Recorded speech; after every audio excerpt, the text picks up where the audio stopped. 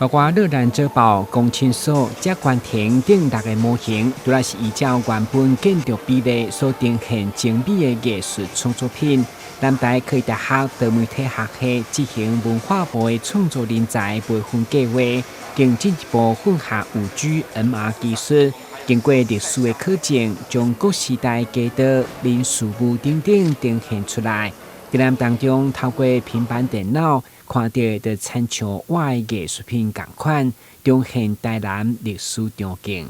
我们把5G 的技术，5G 这样的一个技术跟所谓的 MR 混合实境结合，所以我们除了去重建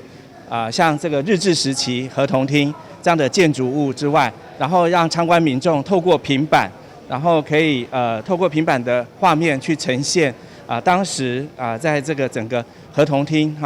当时的居民的庶民的生活的状况。迎接2024年将是台南400周年，也是台湾历史文化的重要里程碑。透过科技艺术的展览，参像细密的同款来描写台湾的故事。